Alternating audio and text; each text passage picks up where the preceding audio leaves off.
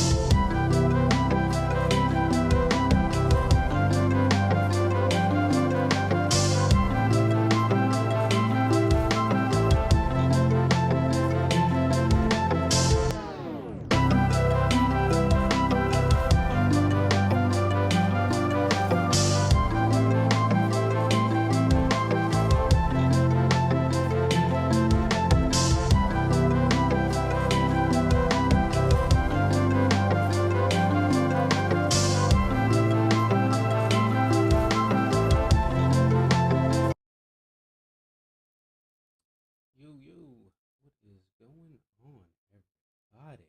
How is you doing? It would appear that my DAW is not showing full screen for some reason. That's odd. Oh, all right, there we go. That was weird. And someone's doing construction outside my place too, so there's that. And there's no AC, so it's hot as fuck. Let me turn on some background music here. Leave. Okay, mic is going. All right. What is that coming at? Is my mic too low? I don't think so. There we go. Okay, so let's get into it. I did a songwriting workshop this past Friday, Saturday, and Sunday. It was 3 days. And so started Friday afternoon. I signed up for which I guess there was 3 tiers. I didn't know that. I didn't really. I guess I did read it at some point, but when I signed up for it initially, there wasn't much headspace in my head. When I was reading everything, I was just like, oh, this one looks cool. Let me sign up for this version, right? But I guess there was 3 tiers. That's my point. Yo, what up, OG? How you doing? Um, how was your weekend? How's the kids? How's the family? Uh, so I signed up for what's considered the platinum version, I guess, of the package. Pause. The package. Um, and it was a good experience. So Friday, that got me into like a Friday afternoon early session that wasn't really something that I think the other two tiers got to do, from what I understand. And so what that involved was um, the person who was holding the workshop, which was Andrea Stolpe. She took the time to review a few of our tracks and give some feedback. As far as like songwriting, like lyrics and form and stuff. And that was pretty cool. And let me tell you, that was the first time that I did something like that with a room full of people. I wasn't there physically. I was over. It was over Zoom, right? But that was the first time that I have ever done that. Played like one of my tracks around. Like, I've done live streams where, right, like where I get tracks reviewed.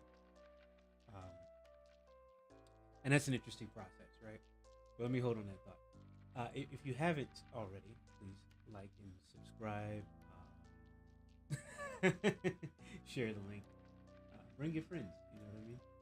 I think I'm gonna do something to help with this portion of the. Well, I was thinking about going full screen with the face, but I don't think I have the office prepared for that at the moment, so I'm just keeping it as a thought. But there was a few things I learned, a few tips. So, what up, 77? How you doing? So for those of us who are actually trying to put lyrics in their music, because some of us are not. Some of us, for all intents and purposes, I usually just do instrumentals. But there was a time period where I did want to do songwriting, and I have a plethora of little notebooks with tons of possible lyric ideas, motifs, titles, and things like that went nowhere because you're just sitting there. I didn't know what to do with them. So that's partially why I signed up for this, because there's that.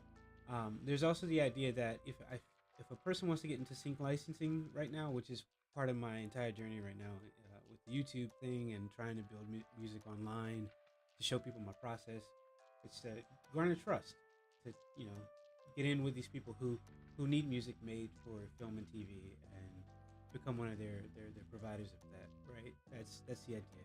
But I'm being told recently that instrumentals are they're not out. There's plenty of room for instrumentals in film and TV. It's just that I kind of think we're probably reaching a point now where they have so many instrumentals.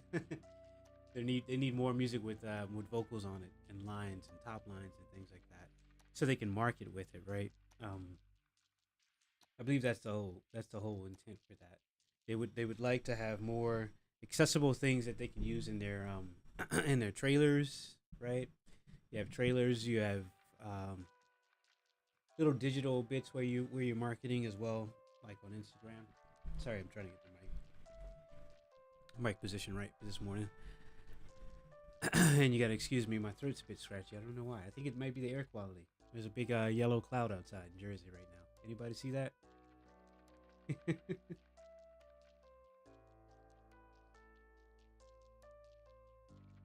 Hold on one second, trying to get the stream chat going on here on the browser. Second, there we go. Cool, that's working now. Awesome. So, what are some big takeaways from the songwriting workshop with Andrea Stolpe? Collaboration is a scary thing for a lot of people. It's a scary thing for a number of reasons. I think you can make a list of reasons behind why it's a scary thing. Number one, like you don't know if you can trust people to do business the way that they're supposed to, right? There's that. That's just something that I'm presenting as why collaboration might be scary, right? And Andrea she didn't talk about that aspect, but that's maybe a part that would stop me from wanting to collaborate with people. I don't know if I can trust you business-wise, right? I don't know your practices, and then I need to get to know you and see if you're going to be shady or not, and understand how you've treated other people in your business dealings, right? That's where I come from, business-wise. Like I need to understand who I'm dealing with, and understand who I'm getting Well, I was gonna say something, but I'm not gonna say that. Anyway, uh, so there's that, right? Two, there's like, can you be vulnerable around strangers that you don't know, right? Can you open up around someone that you've not been around for more than 5 minutes and be vulnerable? And when I say vulnerable, I mean your ideas are on the table to be altered, right? Your ideas are on the table to be manipulated by not just yourself, but other people now. So, are you okay with that? Are you comfortable with that? How are you with that? How are you with handling envy? How and jealousy real time? How are you with handling these things? Yeah, man. See, collaboration is a big thing. It's difficult, And I mean, I know what you do for a living, so I can imagine that that's even more so difficult because you got to interpret a lot of stuff in what you do, right? So if your interpretation and another person's interpretation are completely different and you're at odds and you can't find common ground, yeah, as a team, I can see how that would be detrimental to being successful there, right? Yeah, that makes sense. It makes sense. Um, number three, right? So we got that, right? We got number one is the business. And I think number one is number one no matter what. If you're going in to do something and it's not a hobby, right? This is not going to be a hobby for me, right? Like if you because people will tell you this is your hobby, right? They will say, "Oh, how's your hobby going?" But for you, the person focusing on and doing work and actually concentrating on something, this is just as serious as like going to your day job, right? Because you're building something, and not only that, you're building a passion. So, business number one, can you trust them in business? Number two, can you be vulnerable? And that's got nothing to do with other people's think. I think that has something to do with just with yourself, right? Like if you want to be vulnerable or not around someone you don't know, you know. it's that's a big one, right? That's a big one. But I find that I'm in a different place than I was 20 years ago now. I'm 40, right? So like 20 years ago, nah, I ain't doing that shit. 20 years ago, I'm like, nah, I'm not doing that. I'm gonna keep it 100. 20 years ago, I'm not doing that. 20 years ago, I'm not even imagining myself at an open mic. You know what I mean? Even for reading poetry. Because back then, that was my thing. I was trying to write poetry and stuff back then. So, but I wouldn't go to no open mics, nothing like that. I was closed off. I was very closed off back then. But 20 years later, and like a lot of life and a lot of ups and downs, uh, yeah, like I could be vulnerable around a group of people I don't know, and my ideas are on the table, to be altered. I think if you're in a creative field and you want to be successful and you want to be of service to people, right? With that creating, with that skill, I think that you need to be open to your work having to be fluid, right? Because I think at that point, one, if you have already decided you're going to be collaborating, it's in a collaboration, right? You bring in ideas to the table that has flown through you, and you can say it's yours, right? You can own it because it's come through you, right? And then, but when you're collaborating with someone, once you bring that idea to the table, and it's now the groups, you can still get credit for bringing it to the table. But I think at that point, if you're trying to make something work as a whole, then it needs to be malleable. You need to be able to take it like Play-Doh or clay, and you need to be able to have the vision to see, hey, let me add this bit that you suggested because that's strong, right? Or let me change this word here.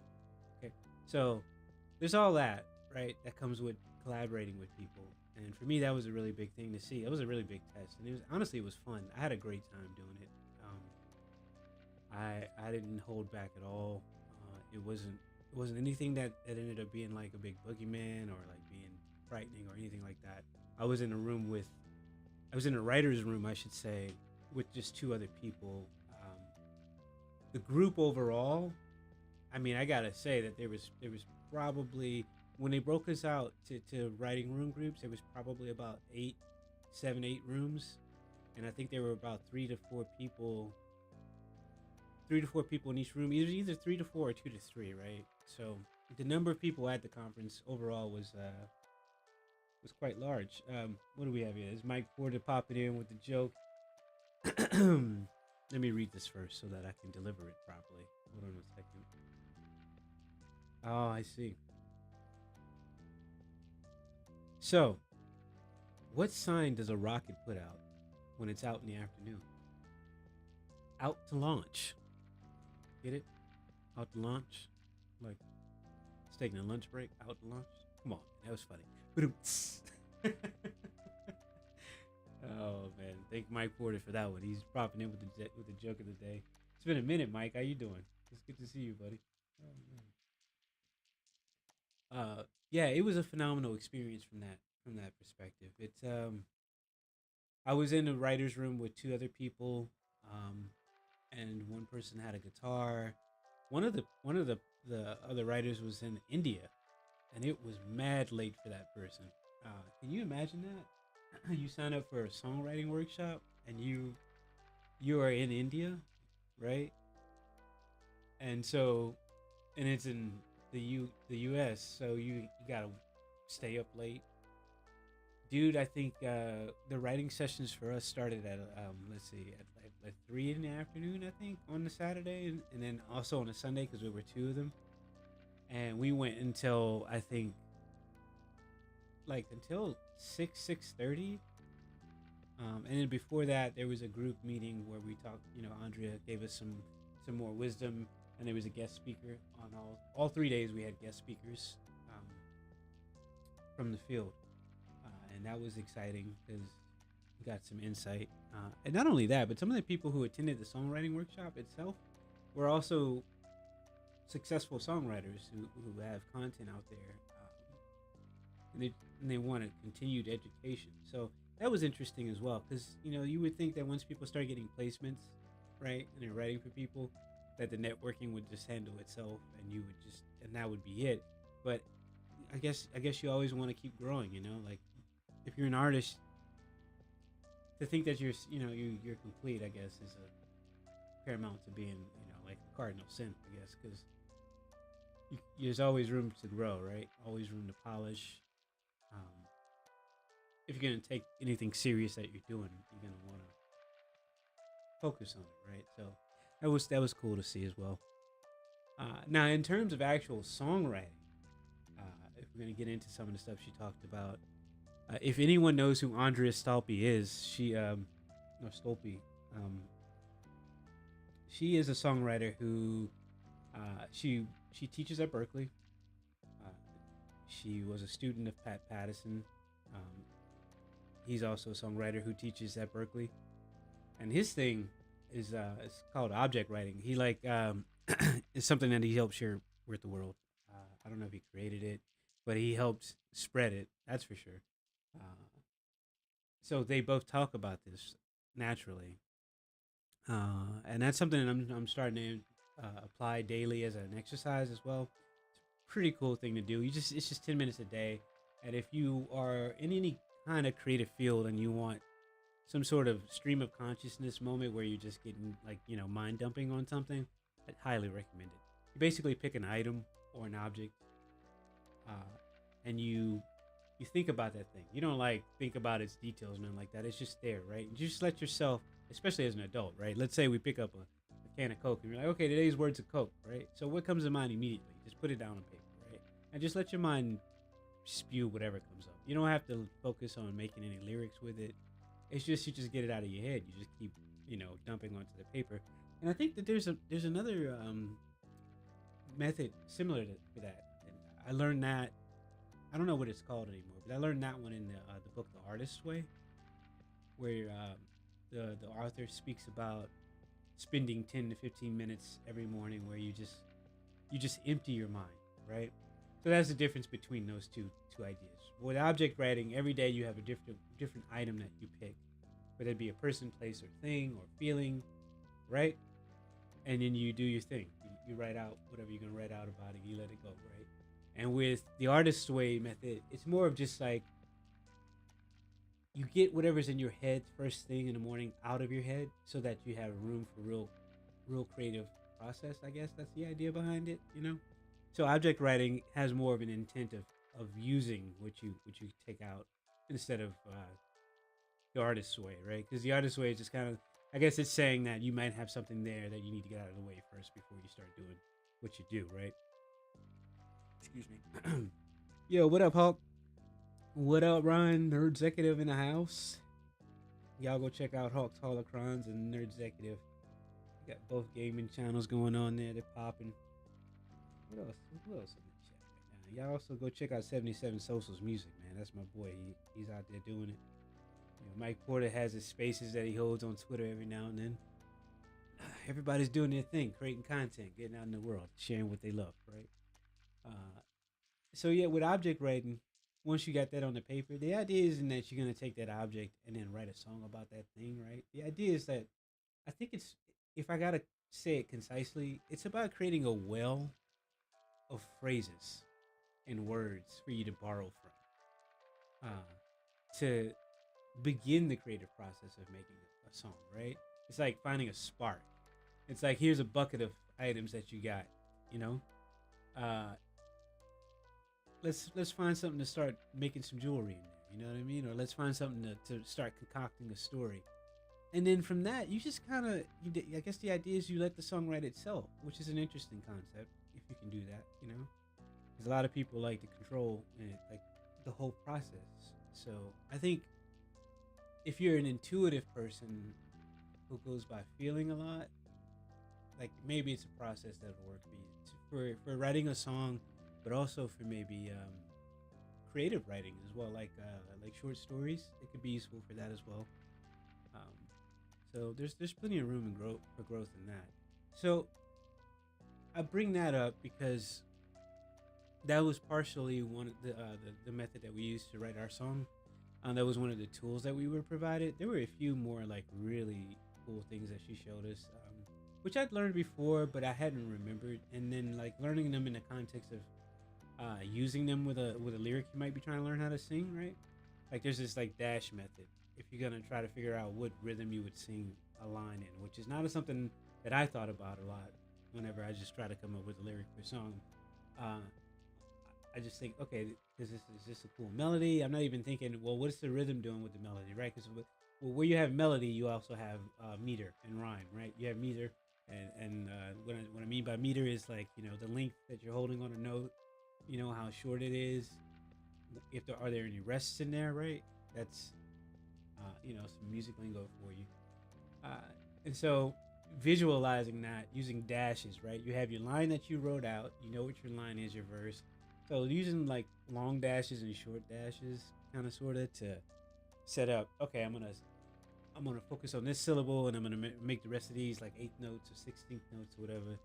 You know, you're not putting too much thought into it, but using the dashes helps you to visualize. Okay, hold on this, get through this part a little bit, you know, and just keep going. Excuse me. And it was useful. It's a useful tool. And so that was pretty cool to see that as well. And I think a bigger thing I walked away with is the idea that once you start writing a verse, chorus, whatever you have, you can almost have the entire song written, right?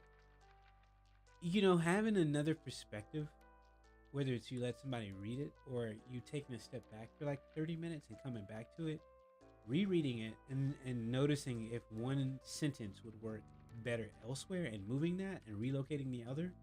Like, write the song, you know what I mean? Like, do that, write the song, right? But then be okay with the idea that I'm going to take a few lines and I'm going to rearrange them, right? I say, great, this is a great song. But guess what? Like, let me not be married to this. Let me not treat this like my firstborn. Let me not treat this like I'm never going to write another song again, right? Let me remove myself for a moment. And let me see if I can stack the Legos a little bit differently, you know? What other kind of vehicle can I build with this? Or how can I make the vehicle a little bit better by moving a line or two around, right? Like, being open to just, it sounds simple, but that's a big thing for some people, man. It's a really big thing. And people get hung up on that, and they get hung up on changing a word. they get hung up on adding a word. It's These are things that when you hear them and you're outside of that field, right? You hear them said out loud. You're like, oh, you just changed a word. It's like you looking at an engineer doing something and you watch him change a bolt to a different lug nut for some reason. Like, oh, you just changed the lug nut. Pause. Nah. It's not that simple for some people. Hold on, I gotta pause real quick because Main Ambassador in the chat, and he's got the name of the day going. So I'm gonna mute this here background music and prepare myself. Whew. Rubber baby bumpy bumpers. Rubber baby bumpy bumpers. Okay, I'm ready now. What's the name of the day? Quintermain, Lou, Watu, Rawls, Broof, Life, Jim Jones, Jennings, Collins, Sandman, Powell, Last of Them, Shaft, Pauls, Hungry Tide, Pie Beard. Games East Coast, Duncan, Music, Black Bob Ross, no relations to Rick Ross Bellows.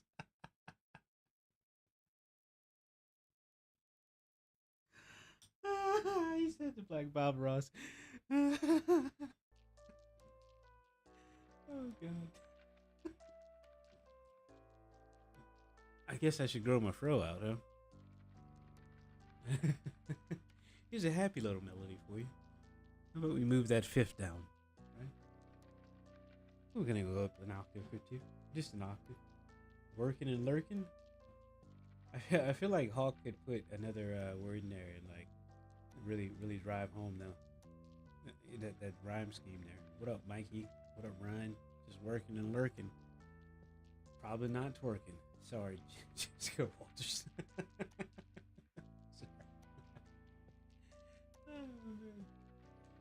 Anyway, back to the songwriting workshop. Over here being a dweeb. From there, you got your rearranging lines, right? That's a solid tool.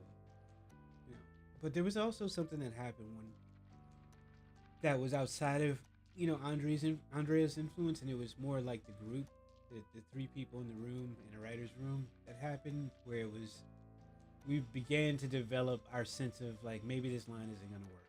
Let's drop this line. Let's be okay with dropping this line, because maybe it's not working, right? You start off with an idea, and maybe it's not working as it is, so you rearrange some more, and you find something that works a little bit better.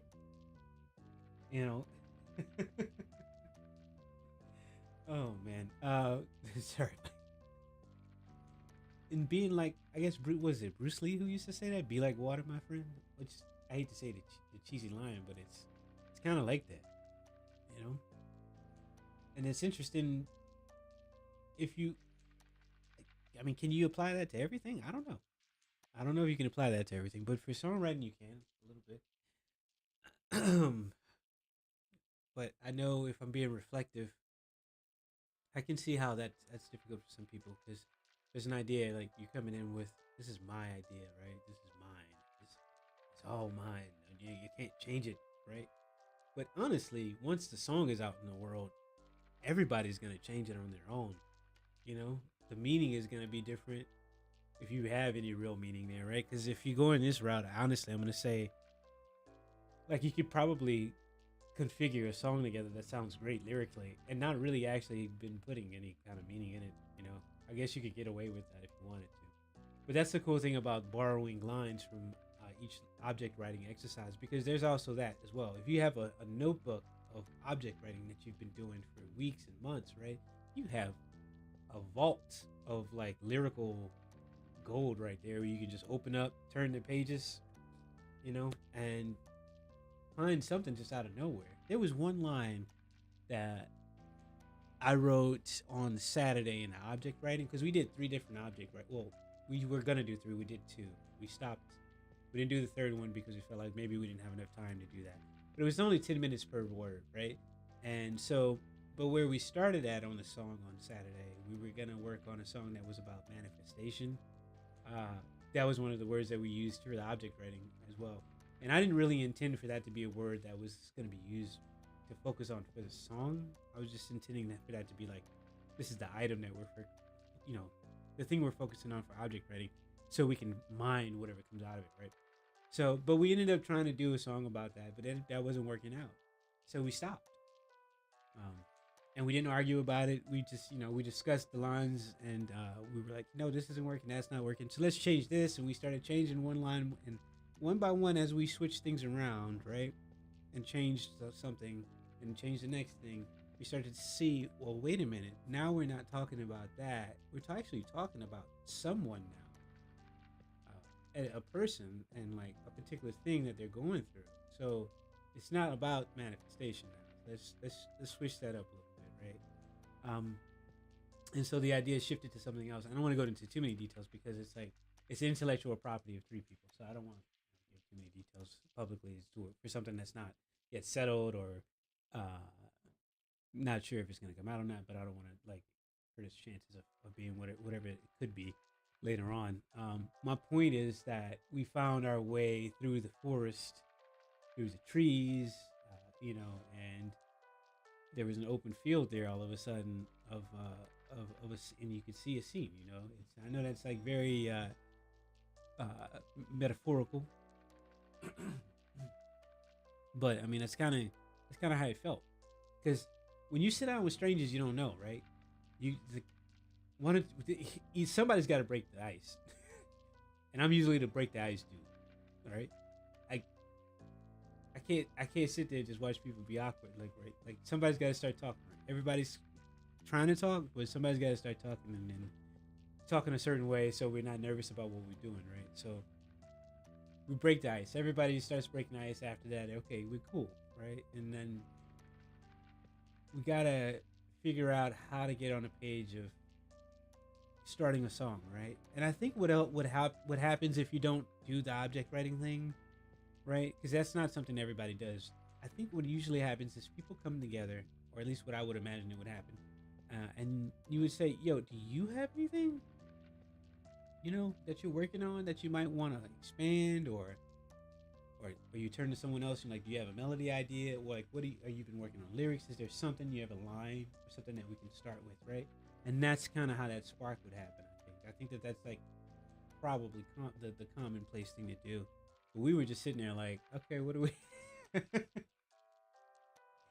Yeah.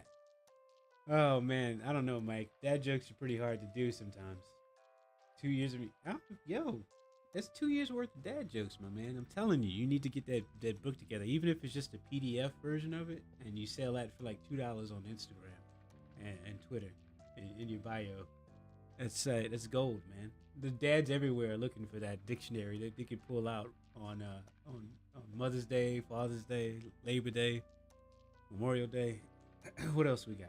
What other days are we barbecuing, huh? Where are the dads at? Let me know what days of the year you barbecue so we can get our calendar straight. Oh man. Yeah. Shit. It's I don't regret the money I spent on it. So that's the bottom line. Number one. Do I recommend that everyone else or anyone else sign up for it?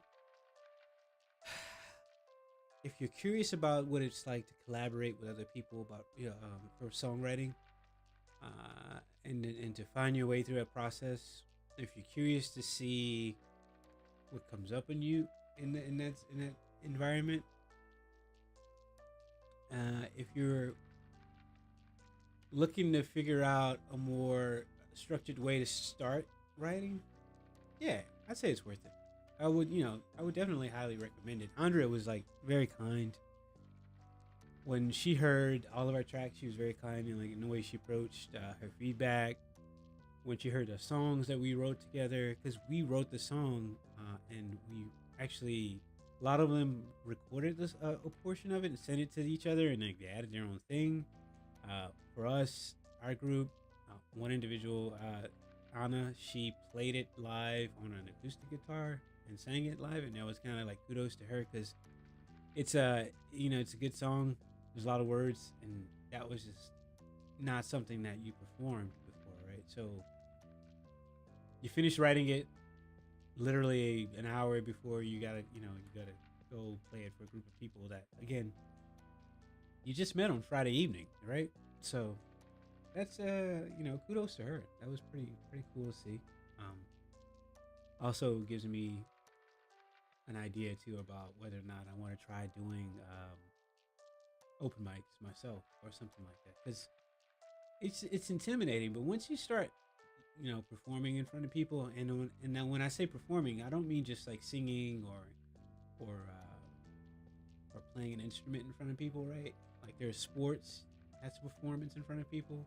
Martial arts, which, to segue, my actual introduction to live performing was competing in jujitsu tournaments, right? So now that's helped me be comfortable around strangers and to be comfortable working with people I don't know. I can't tell you how many times I've gone into a business meeting and not felt stressed or worried because, man, I've damn near got choked out in front of like 100 people because somebody kicked my ass. You know what I mean?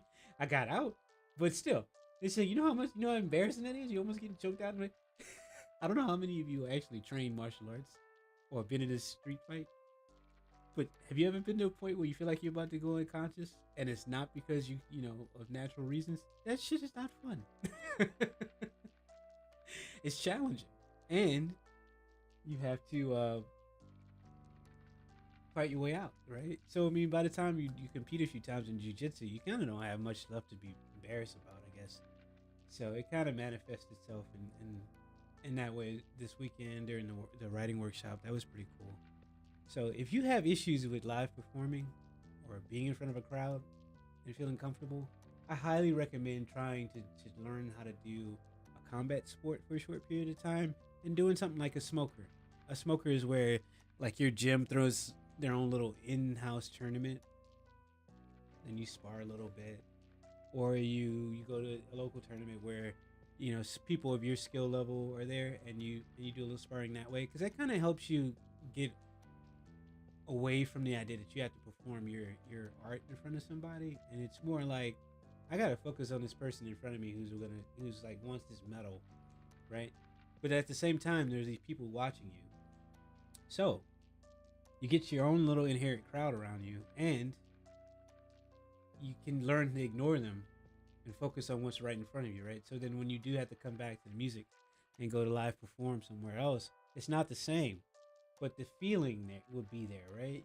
It's kind of like putting or dipping your toes in the water. I think that helped a lot, you know. If I'm connecting dots, it helped a lot. It really did. Um, and I think that I'm gonna try collaborating with people going forward. Again, I don't know how that's gonna look. I don't know how to find them. There are plenty of people that I'm in the group with still, because we have a Facebook group, which I guess Facebook groups are coming back. I thought those things were dying, but I guess people are doing more Facebook groups now than Discord servers, because I'm in Andrea Stolpe's now, but I'm also in this guy. I forgot what his whole name is. His first name's Damien, and he does that DMKB business thing where he try to help artists learn how to get their music out, how to release it. How he gives you ideas on how to actually structure and give you a release plan. Um, he also has a Facebook group connected to his course, so I guess it's something that if you're a creator, um, don't knock it. Maybe consider it. Because there might be a group of people who don't want to do anything outside of Facebook, that just so happen to vibe with what you're offering, right? So there's that. I'm gonna say a few things. First of all, if you haven't liked and subscribed, please do. Thank you. I appreciate it. And I appreciate everyone who's here listening and who showed up this morning. I know there hasn't been any music. I'm just sharing my experience about the songwriting workshop today, because I think that it'd be nice to have some more variety here, right? Because I'll have my bits with me in front of the piano where I'm like practicing and sharing my improv, which will be great. I'm gonna do that again. Maybe I'll do that on Thursday, right? And then I'll go, be in front of the DAW as you see behind me here. And then I'll have days where I want to share some information about my experiences in the music industry, as it were. Because the more people I meet, and And I've been meeting a lot of people recently because I'm joining these Discord servers. I'm in these live streams with other people as they create, and I'm interacting with them. I'm going to these workshops. It's whatever I learn, I'd love to share. You know what I mean? I just have it available if I can, without it being a detriment to the person who helped me, right? Which, because I'm not giving away a lot from Andrea's workshop by and far. I'm not. Object writing is something that's all over YouTube. Like, she shares about it on YouTube herself. So that's not a big deal. And my own personal experiences in the writer's room, that's just mine, right? So I did have like some moments where it was like, okay, how do you ask this person? Maybe we adjust this, or maybe we adjust that, right? You got to really be kind when you're approaching somebody else's dialogue or work or song, right? Before you say, hey, maybe just change this bit. You know what I mean? Like, kindness goes a long way, right? It really does. So I highly recommend trying collaboration, and I'm gonna do it again. We'll see how that manifests here on the channel. I'm not sure yet. I would also like to maybe start doing an object writing session, or, on stream, right? And then seeing if we can write a song on stream. That would be kind of cool. That's vulnerable. That's challenging. That's some big stuff right there, and that's I'm sure we'll get ample numbers of people in here wanting to trash it, but that'll like, what the fuck is that, right? But that's something that I think could be cool to try in the future as well. Right now, I don't have any other big news. I'm gonna say Thursday will be like at this point we'll call it old school at the piano, little practice, little improv and chill Thursday morning. And then I think next Tuesday, I'll be back on my sync track production grind. But this whole week is going to be about trying to put into play the idea that starting a day with a creative exercise that helps provide me with ideas to pick from musically is beneficial, right? So I'm going to do the object writing thing daily. Even if I wasn't going to do that daily, I was probably going to start doing the artist way method of that again daily, which is it would pretty much have the same usage for me, right? So that's going to be something I start. And I'm trying to bring people along the journey. I have a channel we started in the Discord server called Object Writing, and it's in the forum format. So every day there'll be like a new forum that I start. I'll put the object in the forum title, and if people want to use that to like set a timer for 10 minutes and do their own form of object writing and share it, yeah, more power to them. Join the Discord server, hang out, we can talk about it, and we can appreciate each other's creativity. And so we'll see where that goes. But I'm looking forward to future streams. I'm kind of excited. There's plenty of stuff for me to try and do on stream as my journey continues. And I'm gonna make a trailer for the channel soon, and I guess that'll imply more than anything what I just said, because this channel is all about a journey of me going from a channel for me, like removing myself from everyone else's idea that I have a hobby, and me taking my music more seriously and pushing myself forward and finding my path towards wherever that goes. There's no actual set goal for the end of it, because I know that there's so many different paths I could go down, and I want to remain open, just like I remained open during the songwriting workshop and learned a lot about myself and about the process of songwriting. I even picked up a book. I've even picked up a book, everybody. This is a different book. It's a book from someone named Sheila Davis. That's backwards, but it's called Successful Lyric Writing, and that's by Sheila Davis. Highly recommend it. I had a PDF of this a long time ago. Lost a PDF, and I was in the middle of some drama and in the middle of the book. And so I stopped reading it and then forgot about it. And then since I didn't have the physical book, didn't go back to it. But that book has some gold in it too, man. So if you want to figure it out, there are a number of people that I could recommend that you go to for mining wealth of knowledge, and figuring that out first from that perspective, and then just diving in. Because once you figure out what what Sheila Davis has to say, which is a lot, and what Andrea Stolpe has to say, Pattison. Those three. I mean, I think there's a what's his name, Jimmy. I can't remember his last name. There's another one. Um, there's a book called Songsmith, I believe. That book as well. If you add those four, I think one of my lights just died on me. Let's see if I can do some trickery. There you go. I did some trickery. There you go. I use my phone. Oh, LED like that. That means in the stream there. Anyway, those four books. In our candlelight version of the stream today will set you straight, I think. And yeah, you know what? You maybe don't spend no money. You don't want to spend no money. I'm just recommending them because I'm saying that those four resources have like really unlocked a lot for me, and I think I'm gonna spend more time. I'm definitely making instrumentals the way that I usually do, and I'm gonna be back on that tip, right? Because that's what I'm trying to use to build my library for the sync thing. But I'm definitely gonna also double back and get back on the songwriting flow of things to see if I can actually write some tunes that could be used and not just the sync stuff, because it's fun. It's fun to get ideas out of your head. It's fun to say if you're going through some shit with your lady or your man or your other or whoever they are, right? And you need to get something out. Object writing about any little stupid thing, right? Let me tell you, that's just gonna come out there too, right? And then you can take that and write a song about it, and make it like a metaphor, a motif, and not have it be pressure on you, right? So it's a partial therapy too, just like playing the piano is therapy for some people. It's therapy for me. Playing the guitar is therapy for some people. Running.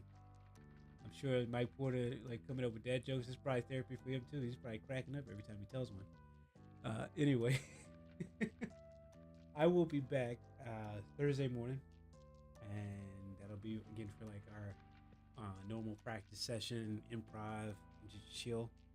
And yeah, any updates, I'll fill you in on the Twitter or Instagram, and I'll try to get some more shorts out there. All right, guys. Thanks for hanging out. Thanks for listening to me share my experiences of, the songwriting workshop. And it's definitely something I would do again. I would definitely try to do a mentorship with her if I could, but these mentorships, man, that's. And I will say, if anything's worth the value of money, it's probably that. What she has to offer, and having daily check-ins and things like that. Yeah, it's. I would spend the money, but I got 2 kids and a mortgage, so I guess I ain't spending the money right now. At some point, though, in the musical journey, if the money starts coming in a certain way, I would for sure invest in doing a mentorship with someone directly, because mentorships have a large value, and I think sometimes you can see a price tag on something and you can say, "Oh no, I would never. I'm not spending money on that like that," and you would be right, and whatever said person who's saying that they have something for you may actually not have anything for you. But there are some times where particular mentorship does come with enough to be well worth the money that's presented in front of you to be spent, right?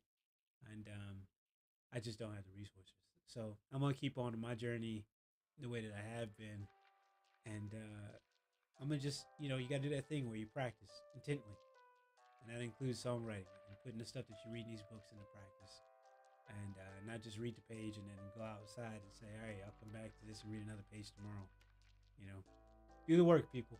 Do the work, and I guarantee you, do the work, and you blossom. Hard work will get you somewhere. It really will. And I'm not trying to tell you that you need to go work for pennies. Don't believe that shit, because that's just stupid.